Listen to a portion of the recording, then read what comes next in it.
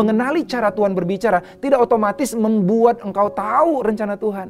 Baca firman Tuhan, yang mana yang rencana Tuhan? Mukjizat benarkah ini dari Tuhan bukan dari iblis? Melalui umatnya, mana yang bisa dipercaya, mana yang enggak? Melalui keadaan begitu buat random. Engkau butuh keintiman dengan Roh Kudus sehingga bisa peka apa rencana Tuhan. Bangun keintiman setiap hari. Bangun keintiman. Tuhan punya rencana besar.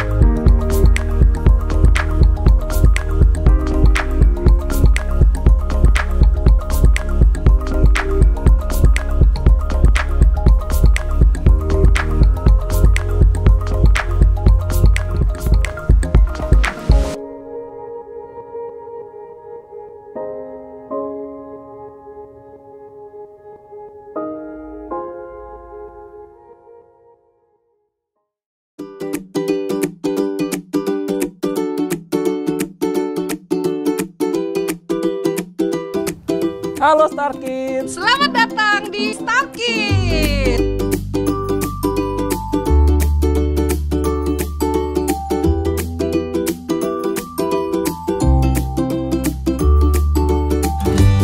Jangan lupa ikut ibadah online Star Kids. Star Kids, let your light so shine.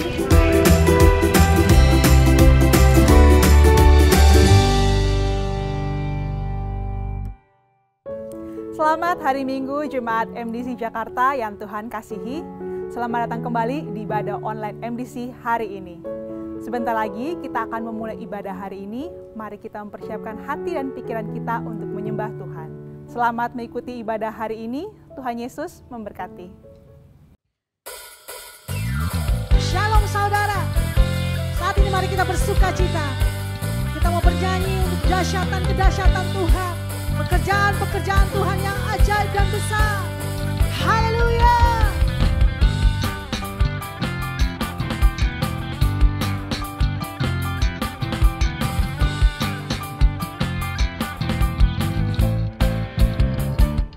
Betapa besar dan ajaib Kau Allahku. Dahsyat dan perkasa segala kekuatanmu. Membuat hatiku selalu memasyurkan namamu. Membuat mulutku selalu menceritakan kasihmu. Katakan betapa besar. Betapa besar dan ajaib Kau Allahku. Dahsyat dan perkasa segala kekuatanmu. Membuat hatiku selalu memasyurkan namamu. Membuat mulutku selalu menceritakan kasihmu.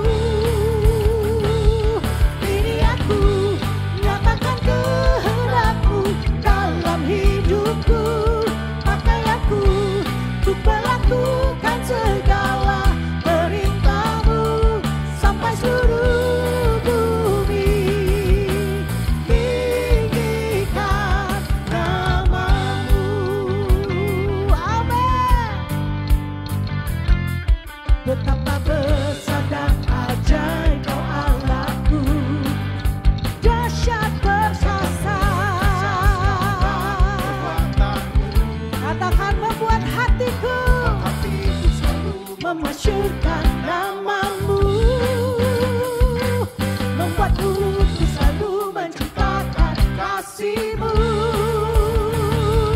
Ini aku nyatakan kehendak-Mu dalam hidupku.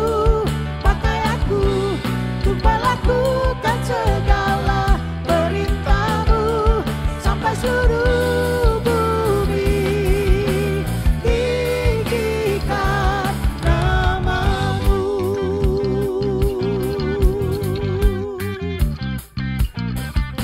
Haleluya.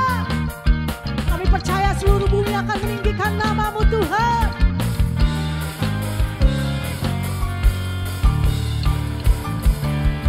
Ini aku nyatakan kehendak-Mu dalam hidupku. Pakai aku untuk melakukan segala perintah-Mu sampai seluruh bumi tinggikan namamu. Bersorak buat Allah kita. Ini aku nyatakan kehendak-Mu dalam hidupku.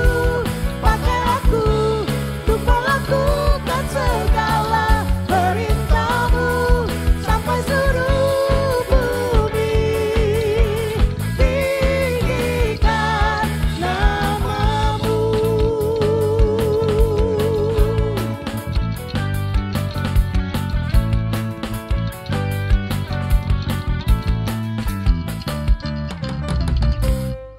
Haleluya. Sampai seluruh bumi akan meninggikan namamu Tuhan. Pakai setiap kami Tuhan. Pakai setiap kami umat-Mu, gereja-Mu, supaya kami memandang seperti yang Kau pandang Tuhan.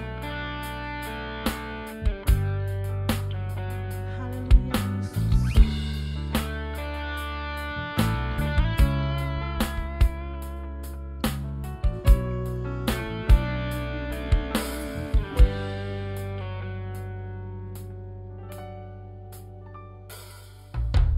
Bapa Kau setia, takkan meninggalkan, dan ku percaya Engkau milikku dan ku milik-Mu. Kerinduanku tinggi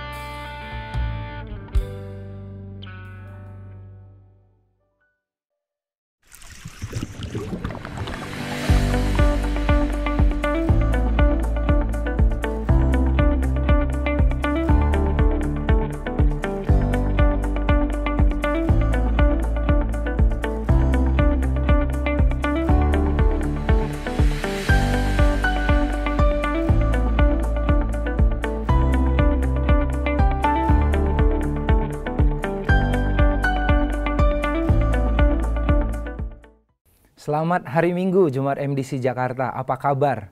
Saya percaya bahwa Tuhan terus senantiasa melindungi, menjagai, dan memelihara kita sehingga tubuh, jiwa, dan roh kita terpelihara sempurna di dalam anugerahnya. Sebelum kita mendengarkan firman Tuhan hari ini, mari kita berdoa terlebih dahulu. Bapa yang baik, kami mengucap syukur untuk kesempatan masih bisa mendengar firman Tuhan. Masih bisa mendapatkan firman kehidupan yang akan mengubah kehidupan kami.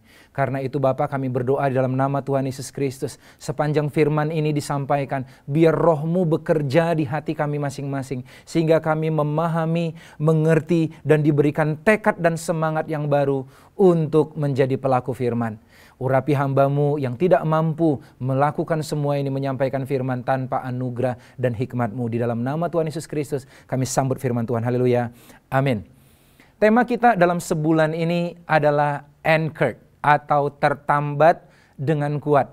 Nah saudara, di tengah-tengah gelombang dunia yang begitu mencekam sekarang akibat pandemi yang membuat masalah pada kesehatan dan pada masalah ekonomi juga saudara, kita membutuhkan sesuatu yang membuat kita tidak terombang-ambing. Kita tetap teguh, nggak terhanyut, nggak terhilang di tengah-tengah pandemi atau masalah-masalah yang ada kita hadapi sekarang ini.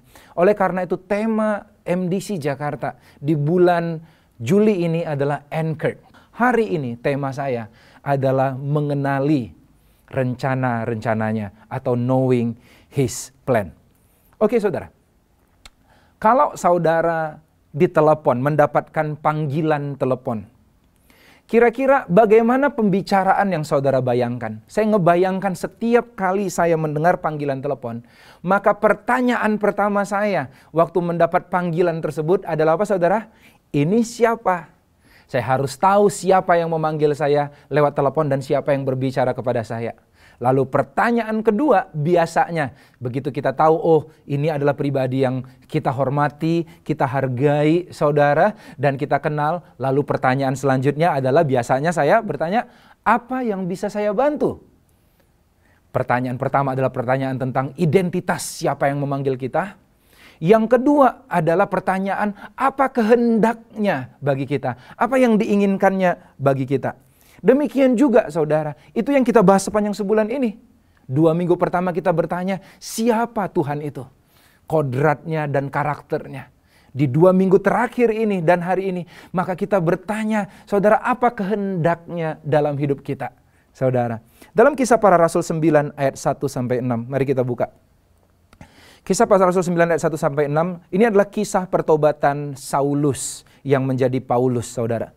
Sementara itu berkobar-kobarlah hati Saulus untuk mengancam dan membunuh murid-murid Tuhan. Ia menghadap imam besar dan meminta surat kuasa daripadanya untuk dibawa kepada majelis-majelis Yahudi di Damsyik.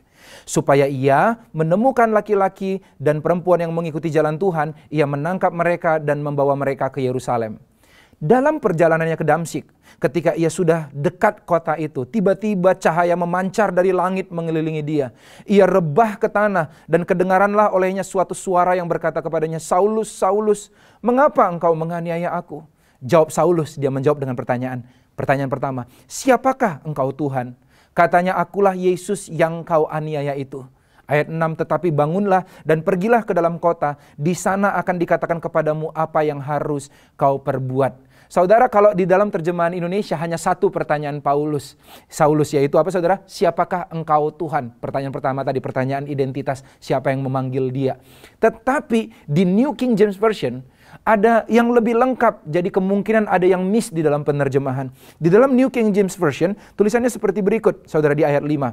And he said, Saulus said, who are you, Lord? Pertanyaan pertama, siapa engkau Tuhan? Then the Lord said, I am Jesus whom you are persecuting. It is hard for you to kick against the goads. So he trembling and astonished said, pertanyaan kedua, ternyata ada pertanyaan kedua Paulus di ayat yang ke-6.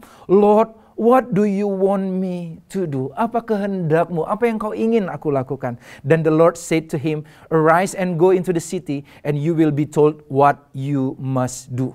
Ini selaras dengan Kisah Rasul 22 ayat yang ke-10. Setelah bertanya, siapakah engkau Tuhan? Paulus bertanya begini, karena dia cerita lagi kisah tentang pertobatannya di Kisah Rasul pasal yang ke-22. Maka kataku, Tuhan, apakah yang harus kuperbuat? Kata Tuhan kepadaku, bangkitlah dan pergilah ke Damsyik. Di sana akan diberitahukan kepadamu segala sesuatu yang ditugaskan kepadamu. So ini dia pertanyaan yang paling wajar bagi anak Tuhan. Yang pertama, kita harus bertanya senantiasa siapa Tuhan. Kita harus terus kenali siapa Tuhan kita. Lewat pemahaman, lewat Alkitab, dan lewat pengalaman-pengalaman kehidupan saudara. Yang kedua, selanjutnya jangan hanya bertanya siapa Tuhan, tapi tanya apa kehendaknya bagi hidup kita. Apa rencanamu di dalam hidupku? Bukan hanya rencana umum saudara, seperti yang sudah kita dengarkan minggu lalu. Rencana bahwa kehendak bahwa kita harus hidup kudus, harus mengasihi, harus hidup bersyukur, harus memberitakan Injil dan lain sebagainya. Tetapi kehendak spesifik, rencana atau disebut juga rancangan Tuhan. Dalam Yesaya dikatakan, jalanmu bukanlah jalanku, dan rancanganmu bukanlah rancanganku. Sejauh langit dari bumi, demikianlah jauhnya, tingginya rancanganmu dari rancanganku. So jadi Tuhan berkata ada dua jenis, ada jalan, ada rancangan. Jalan adalah kehendak umum Tuhan bagi kita semuanya. Sedangkan rancangan adalah kehendak spesifik. Dan itu yang saya mau bicarakan hari ini. Kenapa kita perlu, saudara? Kita perlu sekali memahami rencana Tuhan. Karena Tuhan punya rencana besar atas saudara. Mazmur 139 ayat 14-17. Aku bersyukur kepadamu oleh karena kejadianku dahsyat dan ajaib. Ajaib apa yang kau buat, dan jiwaku benar-benar menyadarinya. Tulang-tulangku tidak terlindung bagimu ketika aku dijadikan di tempat yang tersembunyi, dan aku direkam di bagian-bagian bumi yang paling bawah. Matamu melihat selagi aku bakal anak, dan dalam kitabmu semuanya tertulis hari-hari yang akan dibentuk, sebelum ada satupun daripadanya. Dan bagiku betapa sulitnya pikiranmu ya Allah, betapa besar jumlahnya. Ayat ini sering disalah mengerti orang. Waktu Daud berkata bahwa di dalam kitabmu sebelum aku dijadikan, engkau telah menuliskan kisah hidupku dalam kitabmu, itu kitab kehidupanmu. Orang menerjemahkannya sebagai takdir. Artinya semua sudah digariskan. Kalau ini bicara tentang takdir, saudara, saya sangat tidak percaya takdir. Karena itu mengeliminasi begitu banyak ayat-ayat firman Tuhan dan kejadian firman Tuhan, saudara, yang melibatkan pilihan kehendak bebas manusia. Contoh, saudara, saya percaya, saudara, bahwa tidak semua kehendak Tuhan akan terjadi di bumi. Karena kehendak Tuhan agar terjadi di bumi harus ikut bekerja sama dengan willingness atau kerinduan orang-orang yang dipercaya olehnya, orang anak-anaknya. Karena kita adalah duta-duta kerajaannya Tuhan. Saya sering berkata, without God we cannot. But without us God would not. Tanpa Tuhan kita nggak akan mampu melakukan kehendaknya. Menjadikan kehendaknya terjadi di bumi seperti di sorga. Tetapi tanpa kita, Tuhan nggak mau. Karena Tuhan ingin pakai kita untuk menggenapi rencana-rencananya. Contoh 2 Petrus 3 ayat 9 dikatakan seperti berikut. Tuhan tidak lalai menepati janjinya. Sekalipun ada orang yang menganggapnya sebuah kelalaian, tapi ia sabar terhadap kamu. Karena ia menghendaki. Apa kehendak Tuhan? Jelas. Supaya jangan ada yang binasa. Melainkan supaya semua orang yang berbalik dan bertobat. Kenyataannya. Apakah semua orang nanti di akhir kesudahan segala sesuatunya, di akhir zaman akan diselamatkan, saudara? Tidak. Yesus berkata ada jalan yang besar, jalan yang lebar, dan jalan yang sempit. Dan lucunya banyak orang yang mengambil jalan yang mudah, jalan yang lebar yang menuju kebinasaan. Dan sedikitlah yang memilih jalan yang sempit yang menuju keselamatan. Di akhir nanti tidak semua diselamatkan. Padahal kehendak Tuhan supaya semua diselamatkan. Saudara, di sini saya percaya tidak ada yang namanya takdir. Tuhan melibatkan kita untuk menggenapi rencana-rencananya dalam hidup kita dan di atas bumi, saudara. Nah, tapi waktu hidup kita terlalu sedikit untuk melakukan semuanya randomly, melakukan apapun kehendak Tuhan. Kita harus kenali rencananya dengan jelas. We can do anything with God, but we cannot do all things. Kita bisa ngelakuin hal-hal yang besar. Tapi kita nggak bisa melakukan semua hal, saudara. Karena usia kita terbatas dan kemampuan kita terbatas. Nah, ada lagi orang-orang yang punya mentalitas berikut, saudara. Yaitu mentalitasnya berikut. Bila Tuhan tidak menghalangi, berarti Tuhan mengizinkan.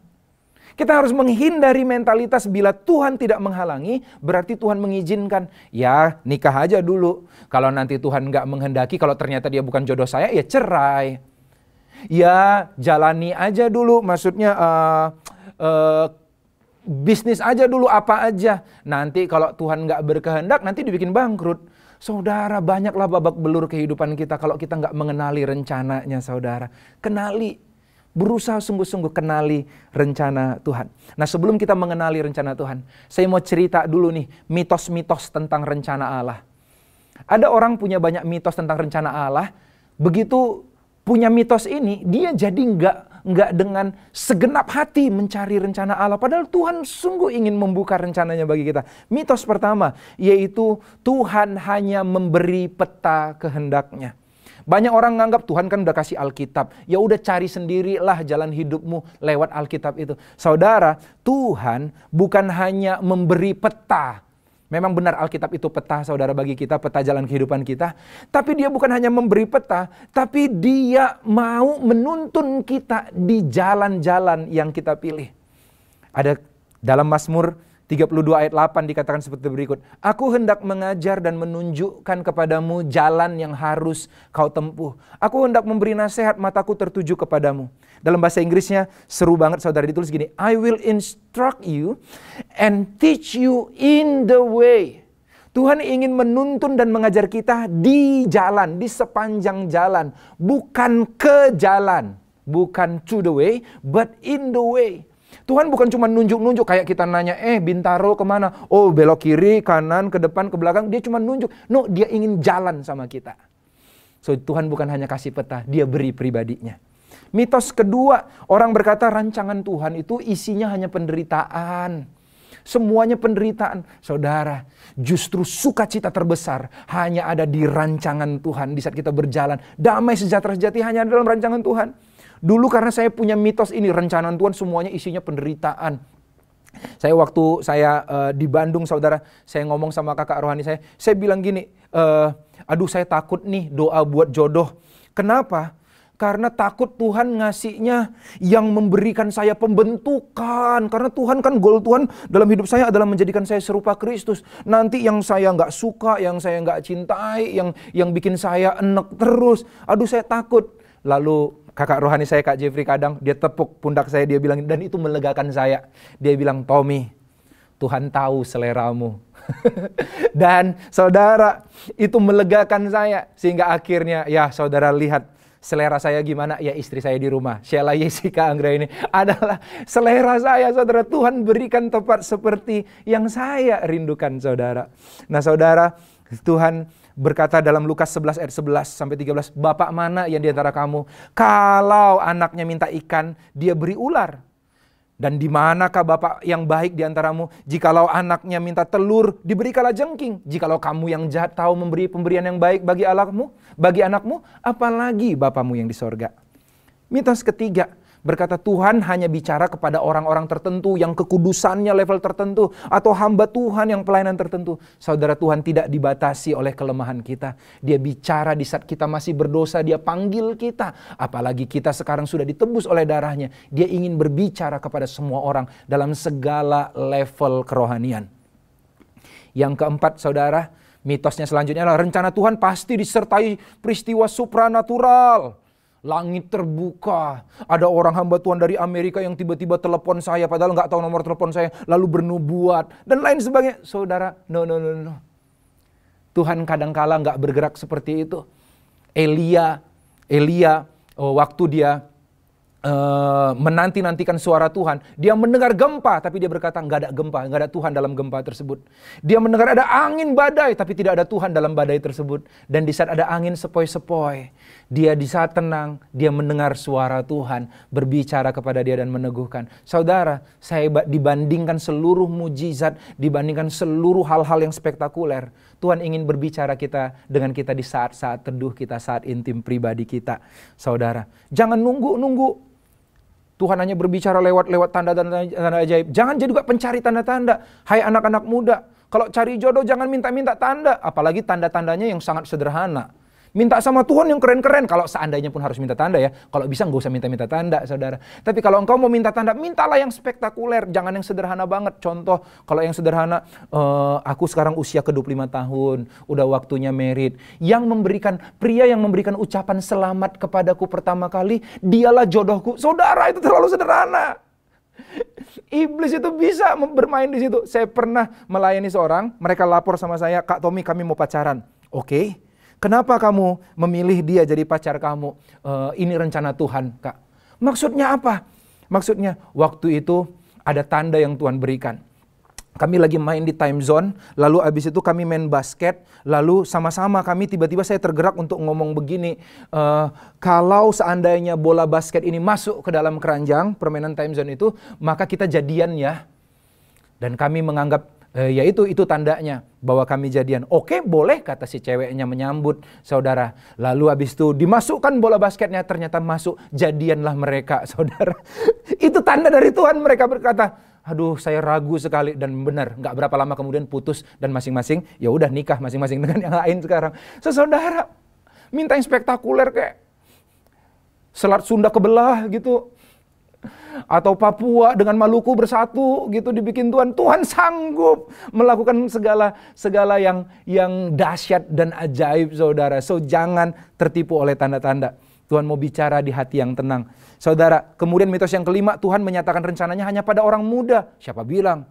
Tuhan berbicara memanggil Abraham di usia 70 tahun. Tuhan memanggil Musa di usia 80 tahun.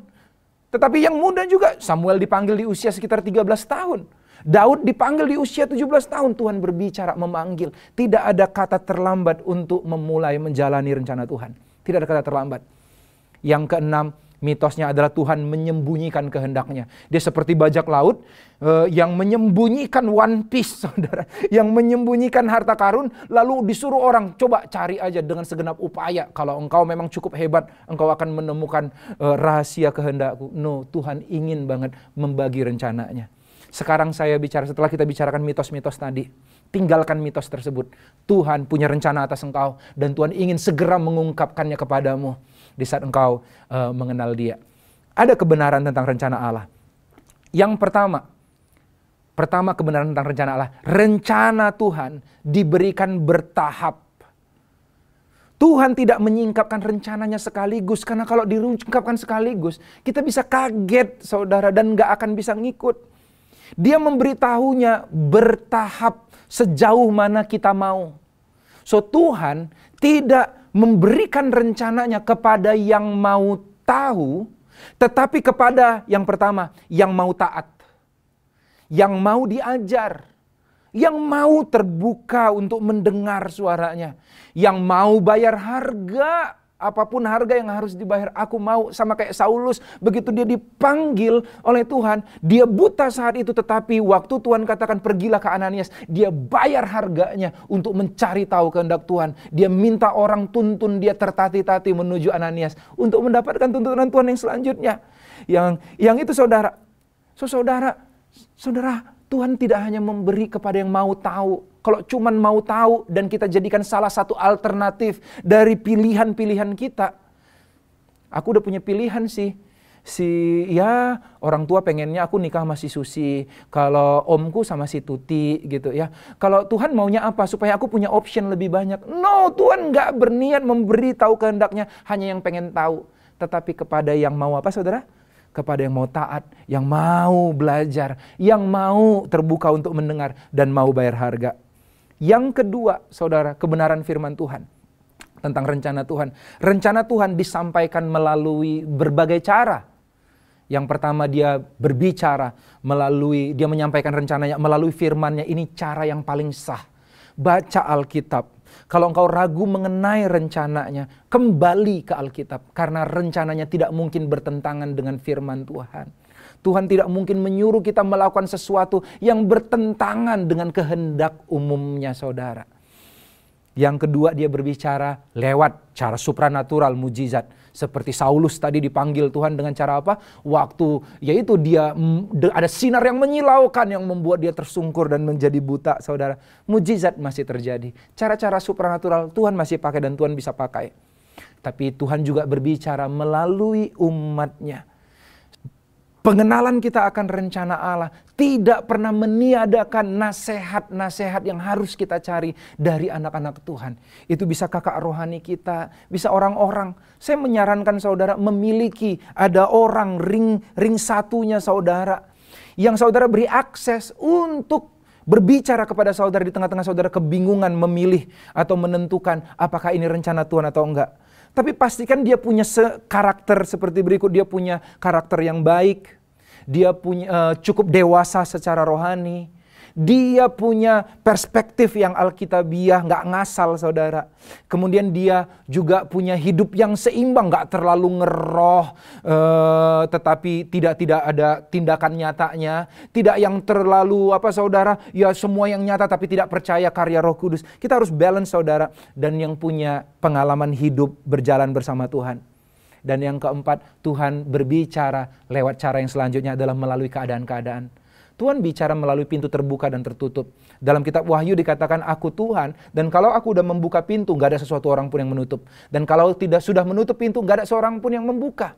Saudara, mari kita temukan pintu-pintu yang terbuka buat kita. Kalau seandainya udah tertutup mentok, saudara, mungkin itu adalah sinyal dari Tuhan untuk kita cari sungguh-sungguh. Kemungkinan Tuhan ingin menunjukkan pintu yang lain yang tidak pernah terbayangkan oleh kita. Yang ketiga, rencana kebenaran tentang rencana Allah. Rencana Allah dikenali melalui hikmat dan tuntunan Roh Kudus. Kisah 9 ayat 17 lanjut ayat dari kisah Saulus tadi. Lalu pergilah Ananias ke situ dan masuk ke rumah itu. Ia menumpangkan tangan ke atas Saulus, katanya, Saulus saudaraku, Tuhan Yesus telah menampakkan diri kepadamu di jalan yang telah engkau lalui. Telah menyuruh aku kepadamu supaya engkau dapat melihat lagi dan penuh dengan Roh Kudus. Dengan penuh dengan Roh Kudus. Selanjutnya Roh Kudus itulah yang selanjutnya kalau kita baca kisahnya. Menuntun Paulus pergi ke kota mana. Dia bahkan berkata, aku adalah tawanan dari Roh Kudus untuk melakukan kehendak Allah. Bangun keintiman dengan Roh Kudus sehingga kita bisa dapat tuntunan setiap hari, saudara. Saudara, Tuhan sangat ingin kita mengenali rencananya. Berjuanglah. Gimana caranya, saudara? Intim dengan Roh Kudus. Tahu bagaimana cara-cara Tuhan berbicara, tidak otomatis membuat kita kenal rencananya. Karena bingung juga, Tuhan mau bicara lewat mananya ini?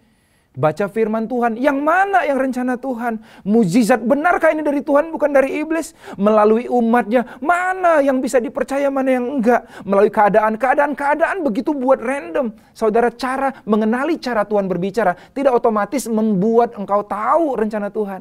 Engkau butuh keintiman dengan Roh Kudus sehingga bisa peka apa rencana Tuhan. Bangun keintiman setiap hari. Bangun keintiman. Tuhan punya rencana besar. Saudara, saya akan menutup khotbah ini dengan menceritakan bagaimana saya menemukan rancangan Tuhan atas hidup saya. Dan ini bisa diaplikasikan juga dalam rencana-rencana yang lain, bukan hanya mengenai panggilan profesi dan yang lain sebagainya. Oke? Nah, kelas 3 SMA saya menerima panggilan Tuhan untuk menerima Yesus Kristus sebagai Tuhan dan Juru Selamat. Sejak itu saya mencoba mengenali pertanyaan pertama Saulus tadi, yaitu siapakah engkau Tuhan? Mengenali pribadi Tuhan lewat pemuritan, dasar kekristenan, hidup berjemaat, dan lain-lain sebagainya. Lalu di tingkat 3 kuliah saya dalam sebuah doa, pertemuan doa, ada seorang yang punya karunia nabi tumpang tangan kepada saya dan menubuatkan bahwa saya akan menjadi Imam Zadok. Saya nggak tahu, padahal dia cuma ngomong begitu, tapi saya pengen seperti hati itu bergetar dan coba untuk menyelidiki apa itu Imam Zadok. So saya mencari rencana Tuhan atas saya lewat firman Tuhan. Saya buka firman Tuhan, pelajari segala tentang Imam Zadoknya ini ya. Yang pertama, cara pertama untuk menemukan rencana Tuhan. Baca firman Tuhan, baca kehendaknya atas hidup kita. Saya mendapati ternyata Imam Zadok adalah imam peralihan antar generasi. Dia yang melantik Daud generasi yang mencintai Tuhan sebagai raja, dan melantik Salomo juga generasi yang diberkati sebagai raja. Dia adalah imam intergenerasi, menghubungkan generasi, mempersiapkan generasi untuk cinta Tuhan sehingga akhirnya mengalami transformasi bagi bangsa. So saya dapetin itu, saudara. Lalu saya dapatin bahwa saya akan menjadi imam bagi bangsa ini.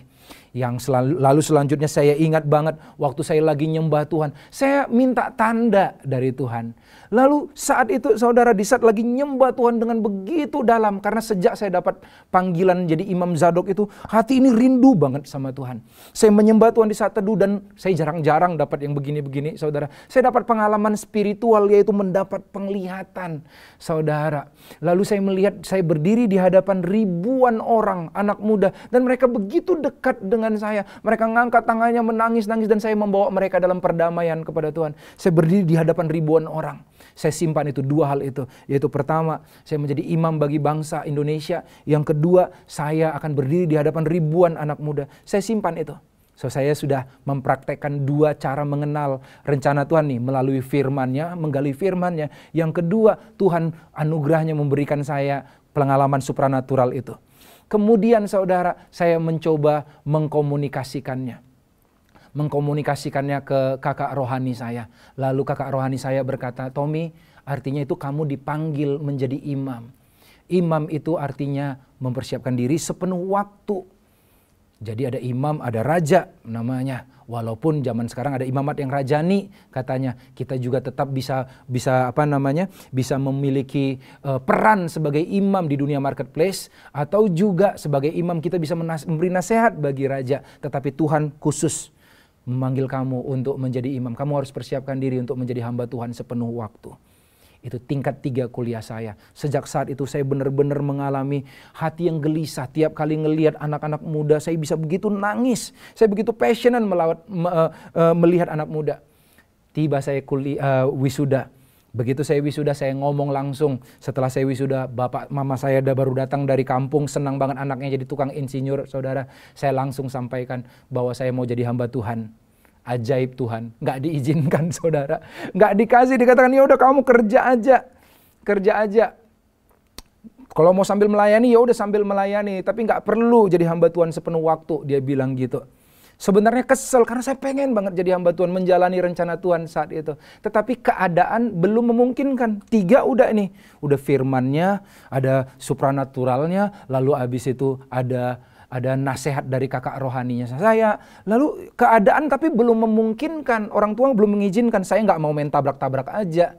Saya bilang gini sama Tuhan. Saya mau punya sikap hati yang baik, yang mau belajar. Saya bilang gini, Tuhan, aku mau mengikuti rencanamu jadi hamba Tuhan sepenuh waktu. Tetapi aku tidak percaya bahwa Tuhan sanggup mengubahkan hati ribuan orang yang Tuhan tunjukkan dalam penglihatanku. Kalau hati 2 orang saja, hati mama papa, Tuhan nggak bisa ubah. Aku mau tunggu, aku gak akan berjalan tanpa blessing orang tuaku. Karena aku belum menikah, aku masih ada di bawah otoritas orang tuaku.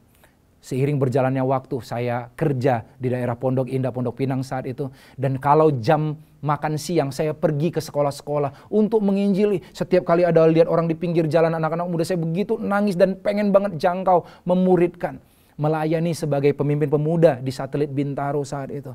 Sampai akhirnya tiba waktunya di tahun 2007. Panggilan itu datang lagi. Persis sama kayak waktu saya nangis-nangis pertama kali dengar panggilan bahwa saya jadi Imam Zadok. Itu saya nangis lagi, benar saudara. Saya nggak tahan. Apa ini udah waktunya Tuhan? Saya pergilah terbang ke Medan. Lalu minta izin sama orang tua saya.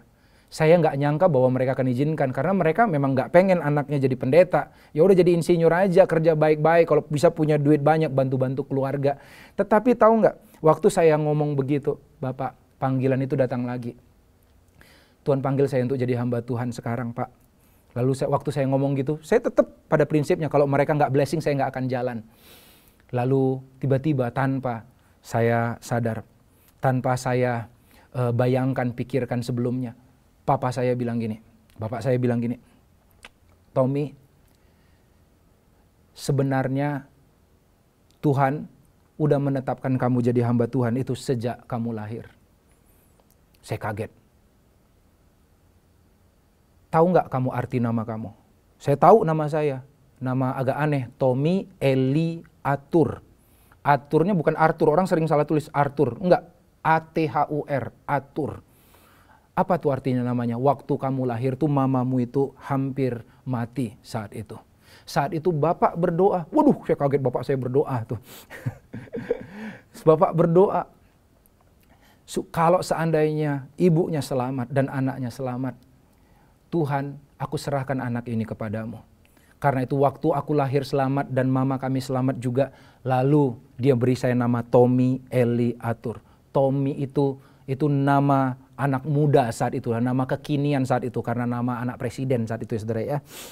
Lalu Eli itu Tuhan. Waktu saya dengar Eli Tuhan, bapak saya jarang baca Alkitab kok bisa tahu Eli Tuhan. Saya mulai deg-degan. Lalu atur itu tahu nggak artinya atur? Nah apa itu Pak? A-T-H-U-R apa artinya itu?